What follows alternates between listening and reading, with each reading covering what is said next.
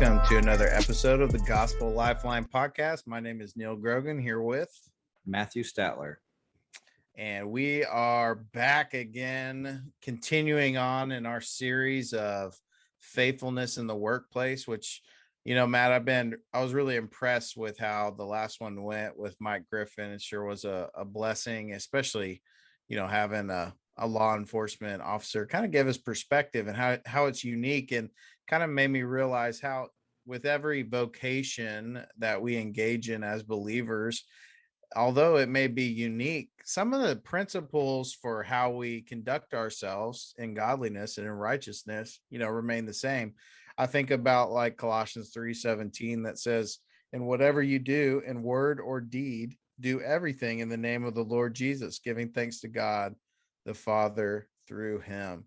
And so, man, I think that's probably the best text to kind of encapsulate what we're trying to capture in this series. Is we want to show people, we want to encourage people that in everything, whatever we do, in word and in work, indeed, we're to do it to the glory of God, and we can do that even working in the public square. So Neal, Matt, yeah, this is it's a pretty Protestant formulation, this idea of vocation, of calling. And so, a lot of the reformers really emphasize that we do everything to the glory of God, that we do our jobs to the glory of God. And I think it was Luther who said, a shoemaker doesn't do everything to the glory of God by putting little crosses on all the shoes. Right. He says a shoemaker gives glory to God by being an excellent shoemaker, right? He's like, you give glory to God by being excellent in your work. And I think we're seeing that in some of these interviews is coming out, is that these men are excellent in their fields, but at the same time, they're able to give glory to God by pointing to the original creator, the creator of life. Right. And that's why I'm kind of excited to have our guest on today, Neal. Yeah, so this week we're blessed because we have Russell Porterfield with us. Russell's one of the members in our church at Christ Community Church in Harker Heights, next to Fort Hood. But Russell, man, he works in the public square for sure. Russell, why don't you kind of give us a picture of what you do currently, and man, how many people you're kind of in charge of? Hey guys, thanks so much for having me on. So I am the principal at the Killeen ISD Career Center. It's a really unique school. We have right around 1,500 students that come spend most of them half their day with us. So students go to one of the more traditional schools in Killeen ISD, and they come out and take their advanced CTE programming either in the morning or the afternoon at the Career Center. So essentially these students are, finishing out their time in high school, but in addition to that, they're kind of in a unique opportunity where they can select a field to get their. Yeah, so we have over 30 different programs of study. Some of the things you might think about that are traditionally vocational, like welding or cosmetology, but we also have multiple health science certifications that students can earn, audio video productions, and things like that. And so it's a really great opportunity to say, there's dignity in all work. And a lot of our students are going to go on from the Career Center and go to college or to some sort of technical training. But many of our students are going to take the industry credentials they earn at the Career Center and go right into the workforce. And so we're just super excited to be able to support all the different avenues of work for students in their future. Man, what a needed vocation. When you do this, what would be some of the challenges that you as a principal experience leading this, guiding this, and going in a direction of creating a culture. There's a lot of leadership gurus out there that talk about culture and how culture eats habits for breakfast or something. I can't remember exactly the saying, but you're developing a culture there. What would be some of the challenges you experience? So we have some, I think, not so much challenges, but some really great opportunities to work together. So because of the nature of our campus, we get to work with 4 other principals, 4 other teams leading their schools, and partner closely with them. And it's just a really great opportunity to kind of be a bridge between different campuses in kind of a way, and help all of the students in campuses and support them as well. But when you're thinking about culture specifically at our campus, I think we try to focus on, kind of what we're there for, I guess, basically, which is getting students ready for what's next in life. We talk about having students be prepared and competitive for their future, and have a huge emphasis on that. And I think the other thing that many of our campuses do, and we're no exception, is focus on core values. And so we have 6 different core values at the Career Center we focus on with our students, and try to really build that into them, because we recognize that the academic and technical training they're getting is great, but if they don't have the behavioral traits that go along with that support that, such as responsibility and integrity, which are a couple of our core values, then they're not going to be successful in their future long term. So would you say that you're building character as well as vocational skills? Yeah, absolutely. It's several of the things that we focus on. We do it from a number of different ways. Our teachers definitely lead that in the classroom. We have some campus-wide points of emphasis on it. We bring in guest speakers and do several different things to try to promote students gaining that positive mindset and positive habits, positive character traits that are going to help them be successful down the long road. As a Christian, you have your own set of characteristics and core values. How does that play into work in general, and maybe and then specifically for you? So thinking about work in general, I think that I'm really blessed that the core values that we have that were adopted when I started working at the Career Center, I was just able to kind of jump on with those. None of them are not in alignment with what a Christian would believe, and so it's really easy to support those and lead our staff and kids in that direction. And then I guess, Matt, correct me if I'm not answering kind of what you're going for here, but personally, just displaying the fruits of the Spirit and the love of Christ to those around me is kind of what I try to focus on. Beyond that, I guess. So, Russell, I mean, I think it's really interesting. You kind of have this almost this bridge, if you will, between some Christian principles and in the public space, and in addition to how you're shaping minds and characters and teachers' minds and characters, right? Leading them in that direction. There's also something really important in leadership, which is modeling, right? Because if we're leaders who don't model the things we're trying to impart, then, essentially we're hypocrites and all of our counsel is null and void, right? Yeah, So, for sure.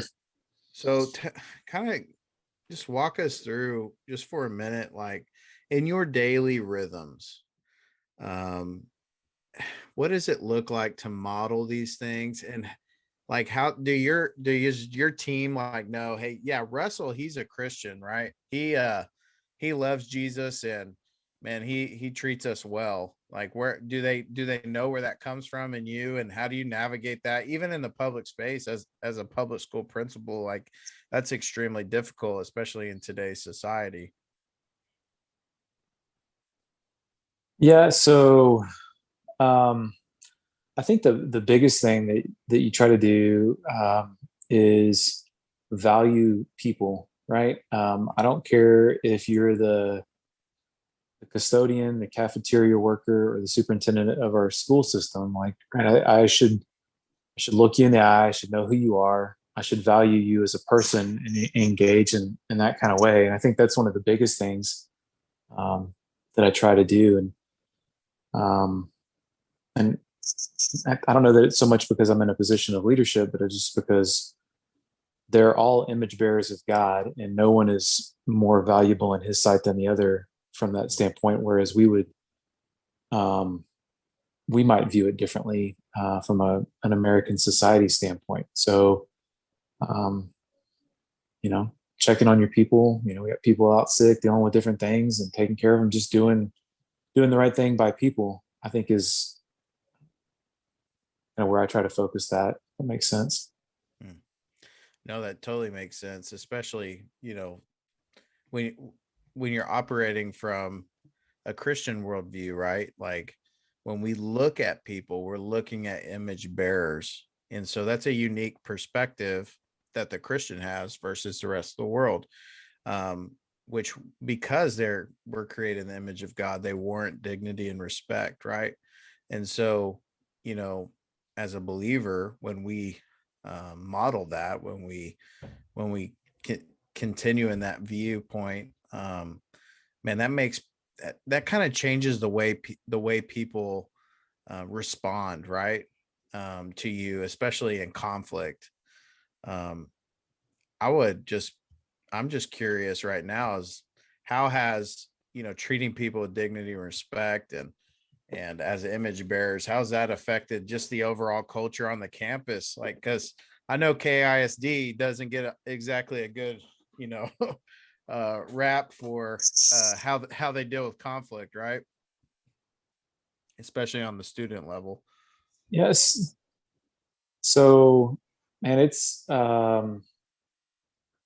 hard, right? Because it depends on the situation, right? So if you're talking to people that you get to build a relationship with and you've had a lot of time with, um, they receive things in a whole lot different manner. So parents that have had kids on our campus for multiple years, students that have been there for multiple years, and then our staff, of course, that's a different relationship. And when you're talking about 1,400 people and six or 700 of them are new this year, maybe, or 500 of them, um, that's a different um, situation, right? So you're having to build that relationship. Hmm. And so, um, you know, I think the thing there when you're dealing with conflict is you just, you know, what I try to model, what I try to have our team do is that we stay calm, right? And we just try to help the person address their situation, recognizing that when somebody's upset about something, they may be acting like they're mad at us, but they're probably really not, right? It's probably something else that they're upset about, and then really our job is to figure out what that is and how we can help them. And we're not going to be a doormat and let somebody be abusive or extremely ugly towards us either. But beyond that, it's really just about helping them. And most of the folks, I think, when they recognize that you do truly care, you are truly listening, and you are actually responding and following up with their concerns, you're able to build a pretty positive relationship with most folks. Not everybody, because not everybody gets what they want, and sometimes that's all they're really looking for is what they want, not somebody trying to make an effort. So it's not perfect, but that's what we try to do. Would you say, in your experience there, that you've had to ask for forgiveness often? Have you made mistakes? Yes, sir, for sure. And and Yeah. what I'm trying to get at is, from a Christian worldview, we've been given much grace, and so we ask we ask for forgiveness often. And I find it in a secular workplace, it takes people, maybe puts them off guard when you go to them and you say, "Hey, I really messed up and I apologize," whereas they're expecting you to double down or to push. Do you find yourself throwing people off guard with a a humble attitude versus maybe a more pride-centered attitude? I don't know if I'm really throwing people off guard, but I think it's definitely appreciated when, you know, if I mess something up, I say I'm sorry. Or, even with a parent, a lot of times, just as the building leader, stuff's not technically, like, I'm not the one that actually specifically messed something up, but Right. it's all under my area of responsibility. So I often will apologize for the mistake of something that took place on our campus, whether I was specifically responsible for it or not, just because ultimately it is my responsibility, right? And so I think that can be rather disarming, because, I mean, I'm fallible. The people that I work with are fallible. Other students are fallible, and so I recognize that, people are messing up and making mistakes, and we have to own that, and then try to work forward to do a better job and not let that kind of thing happen again. Absolutely. So one of the other questions I kind of had is, how do you prepare yourself for work as a Christian? What are maybe some of your daily habits or routines that you use or implement to kind of be ready to be Christ-centered in a secular or self-centered kind of world? What are some of the things that you personally do for your own spiritual walk? Sure. Yeah, so I typically like to get up in the morning before everybody else does in my house, and gives me an opportunity to drink a cup of coffee, but also have some quiet time, and do some Bible reading and prayer. And when you're praying for folks, it's definitely easier to be in tune with what's going on with them. Um, I don't know. I just feel like God seems to give me a window into what's going on in their world more when I'm praying for them. I find when I'm struggling to figure out what's going on with people, I probably need to start praying for them. And typically comes to fruition. And then I also like to try to exercise most mornings, and typically some upbeat Christian music. So I'm kind of getting a little bit of worship time in at the same time, and so taking care of myself and all aspects of that, really really seems to help out and help me have a positive mindset as I go into the day. I like a lot how you said you pray for the different people, and then especially those that are struggling or you have a conflict with, or something like that. I think that's such a key aspect that we miss, I think, in most of our lives. Is these are great opportunities to show other people who Christ is, especially in conflict. And it's so rare, I think, in our, just in a common secular line of work, to see people thinking in that term rather than I want to get my way versus I want to go God's way, and resolve this in a Christ honoring way. Yeah, it reminds me of Ephesians 4:32, where Paul tells us to be kind to one another, tenderhearted, forgiving one another, just as God in Christ forgave us, right? And just in leadership in general, I think you're right, Matt. Man, we neglect often praying for the people that God has entrusted to us, right? And I'm sure, Russell, you can say, like, there's probably been periods of your time of your career where that hasn't been a practice, right? Yeah, for sure. And I think, I think um, when you're not in those habits of praying and um, coming to God with what's going on, it's really easy to get caught up in the fruits that are not the fruits of the Spirit, right? Oh, You start totally. getting focused on yourself, and you start getting focused on, um, the American dream, so to speak, or different things. And yeah, um, that's not the self I like the most. So definitely, definitely don't want to do that. And Yeah, and it's almost like, yeah, like, that's our first step towards kindness, if you think about it, if I'm a leader and I have these people who have been given to me, but man, I just let bitterness reign in my heart over whether they're not doing as great of a job, or maybe they're in the break room behind my back, or whatever else. But when we're actively praying for folks, man, that's a kindness. That keeps your heart from hardening towards them, right? Um, so I would say that it maintains a tender-hearted spirit within us, and really that comes from the fruit of meditating on the undeserved grace we've received in Christ. And so, man, I can just imagine, Russell, like being a teacher, maybe new to Killeen, this transient community, right? And that funnels in and out different educators all the time, and coming to work for someone who treats me with respect and dignity, who prays for me, like I know there's something different about, Russell, but I but I just sure appreciate the overall dynamic of my workplace. And that ripple effect didn't affect students, right? It has to.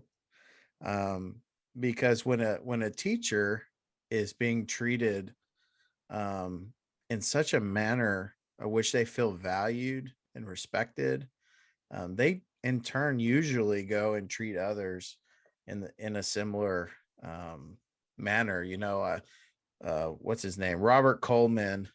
He wrote a book called The Master Plan of Evangelism, and that's a hilarious title. But he talks a lot about the power of association, right? And how the disciples just being associated and around Jesus, it changed them. Like the way they went out was drastically different, because Jesus spent time with them.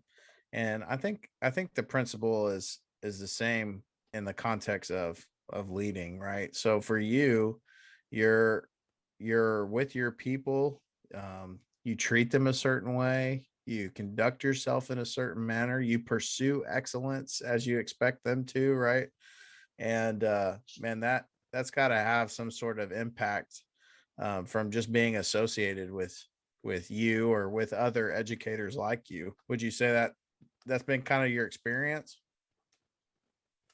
Well, I think it's really helpful that I'm blessed to get to work with a really talented team of administrators and teachers and counselors, um, many of whom are believers.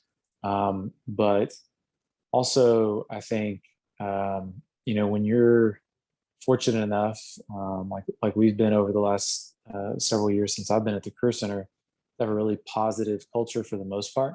Um, I think that really plays dividends when teachers are positive and encouraging, because they're being positively encouraged. Then it helps out with the kids, right? Then they're getting somebody that feels valued and respected for their professional contribution. Um, they're able to affect the kid's life in a much more positive manner.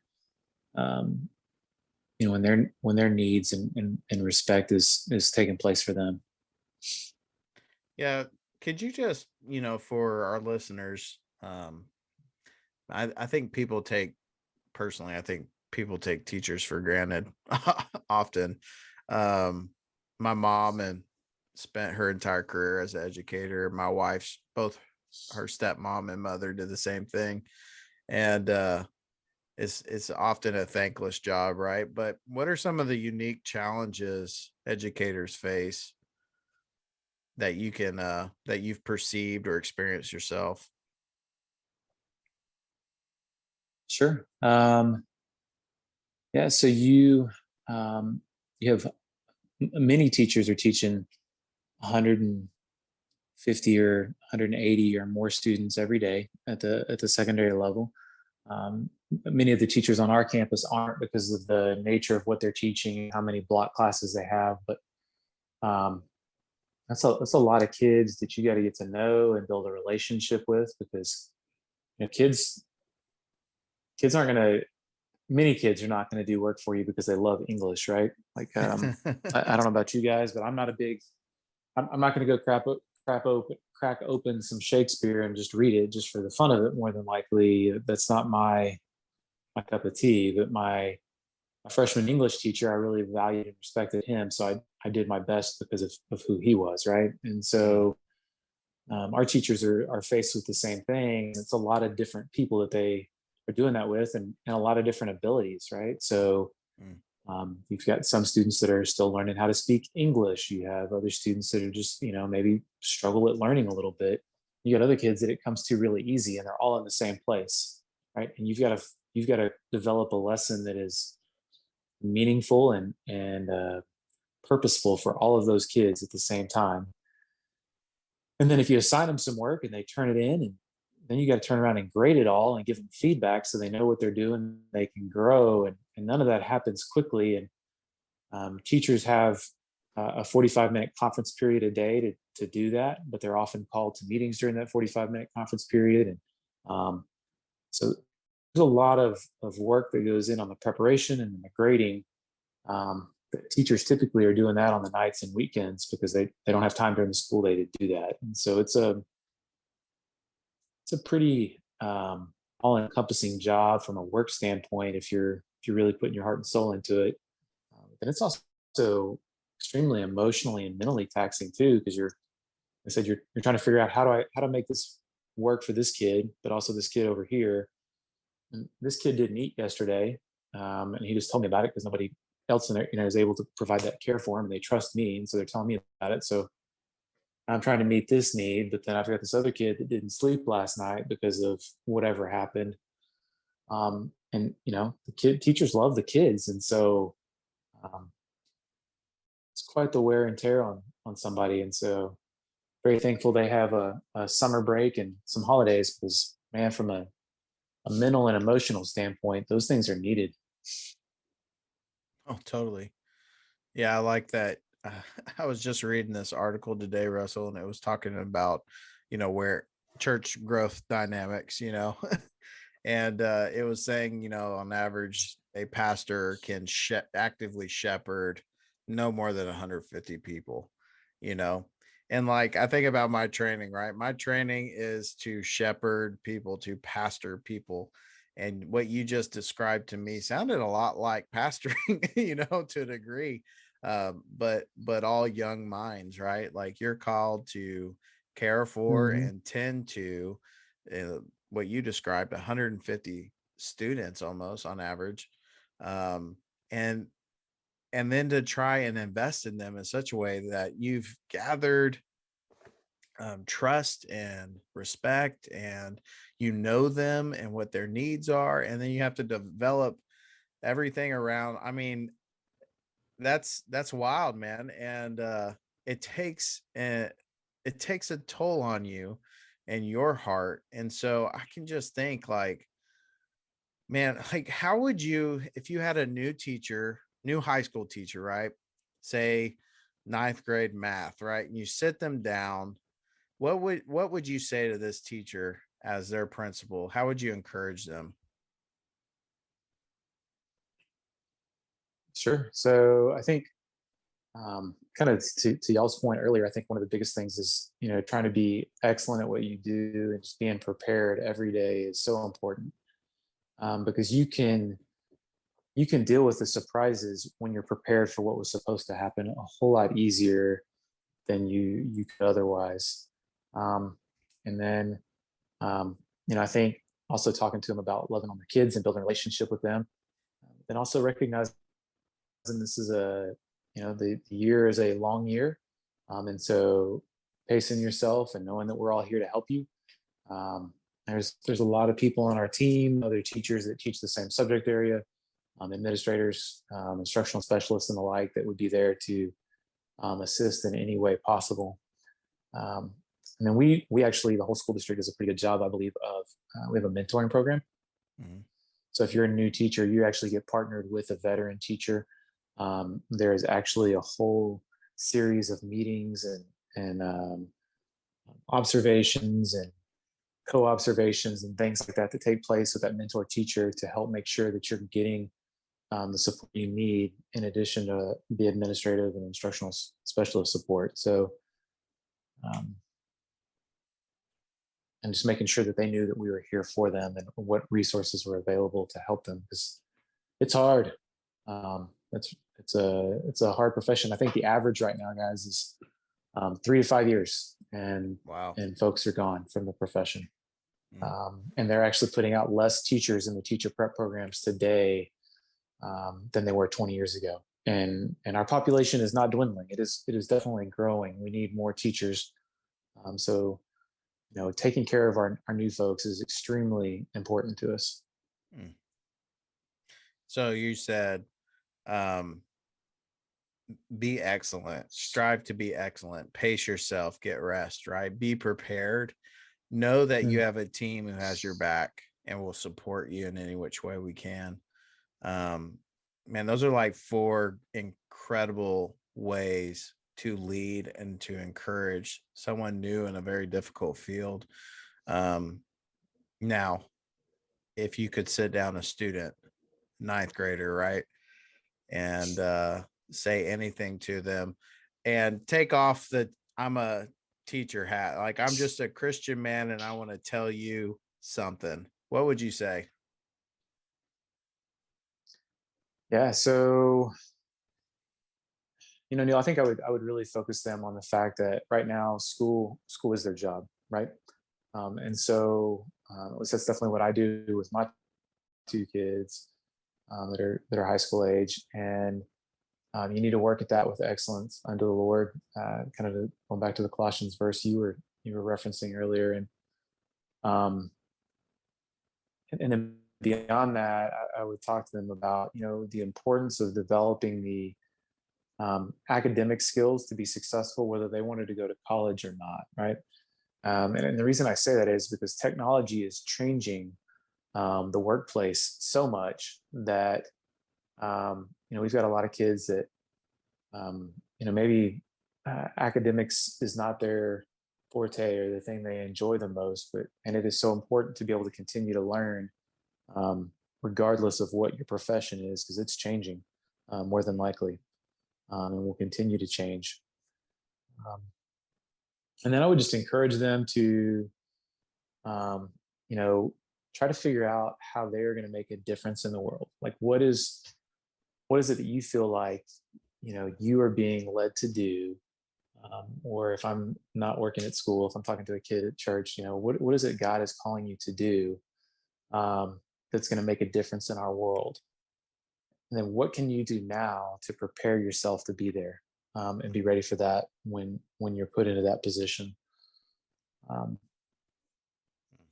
and then I think beyond that, just getting them to begin to think about, how do I go from where I'm at today to where I want to be at tomorrow, in bite-sized chunks that a 14-year-old can digest, right? Sure. That's great. So some perspective, one, recognizing that God is calling you to something for his glory, right? And they're good. And how do Mhm. you begin to take those steps towards that direction? Man, that's great. And I think a lot of times, especially kids, you ask the average 14-year. I was talking to Tommy Hughes, Matt. Tommy's another member of our church, but he actually works under Russell at the Career Center. And Tommy's teaches accounting, right? Is that correct, Russell? He teaches some business classes for us. Yeah, he's Yeah. taught accounting in the past. I think this year he's teaching straight business classes. But yeah. Yeah. So something Thomas said, he had them write like an essay on where they want to go, what they want to do with their lives. And, a bunch of them are like basketball player, like something that's Mhm. probably not going to happen, especially when you're 5'2" and you're a white boy, like that was my dream, they got crushed. But um Tommy just kind of slowed down and was just telling me how he was trying to talk with some of these kids through processing some of that with realities and gifting And what I could pick up was a good teacher, because they're invested in their students, is able to identify the gifts of that student. They see them, right? And then they can encourage them towards those things. And whether we're at home or away, we make it our aim to please God, like 2 Corinthians 5:9 says, or Colossians 3:17, word and deed, right, are meant to be given to glory, or to glorify God with. And that's an incredible way we can shape young minds, is to see that they're not there. It's a more of a transcendent perspective, right? There's this eternity that matters, and what we do today actually matters eternally. And that begins whether we're 14 or 27 or 48, right? We're shaping a legacy the minute we breathe in breath and breathe it back out again. And you were created to glorify God with all that you do. And so, man, I just appreciate you, Russell, very much for taking the time out to chat with Matt and I tonight. And also just, man, what you're doing as a faithful follower of Jesus Christ, how you treat people. I mean, I've never come across somebody, and I'm not trying to just blow smoke up you, man, but I've never come across anybody who knows you who hasn't had just wonderful things to say about you. And that says a lot about your love for Jesus ultimately, because that is reflected onto others. And so, man, we appreciate the legacies you are shaping and impacting on the educational level. Very much so, my friend. Yeah, I really appreciate it as well, Russell. As a parent, I gained a lot of insight from some of the stuff you said that I think is Matt, applicable to anyone who is listening. One is our vocation or our calling or even our academics is shaping us in some way, shape, or form. And so when we look at our goal, what are the small steps? It's the daily steps that we take that get us to that goal. And for a student, my son struggles in some areas of schooling, and I like how you said this is your job right now, and you need to look at it like that. You are called to this, and so put in the effort now. As much as you can see, he's only 9, so we can only talk in Minecraft terminology, but anyways, that's encouraging, I think. And really how that mentality, recognizing that all we do is for the glory of God. And from what Neal tells me and what I've been hearing from you is that is very much your heart, is to do things to the glory of God. And I'm really encouraged to hear about your care for other teachers. I know teaching is not an easy job, and many people burn out very quickly. And so I love that you have that mentorship program. What a blessing that is for those teachers. Well, thank y'all so much for having me on tonight. It was a pleasure to get to visit with y'all. Well, I think that's all we have time for tonight. I'd say so, Matt. And again, Russell, we thank you for your leadership. If you're an educator who's out there and, man, you're feeling discouraged and man, just on the struggle bus, know that number one, you're not alone. And number two, man, you have value. And whether you feel that from the people you're serving, the Lord himself has placed his image within you. And man, that has value. And there are other teachers, principals who love Jesus and love you because God has called them to, and they will walk with you. I've heard so many horror stories from Killeen ISD in general, which is a big district. But I've also just in our church had the privilege of pastoring several Killeen ISD educators, and just hearing about the gospel work that's taking place on the ground with students in the public square. Man, it is something to behold and to get inspired by. And so if you're out there and you're a believer and you just been feeling chewed up and spin out, no, and the Lord has more for you. Take a breath. His mercies are new each day, and you are not alone. So please, if you have any questions or want to reach out to us on the podcast, we encourage you to comment, subscribe, and leave us an honest review, and we'll get back to you as quickly as we can. Neal, Matt, and Russell, we out.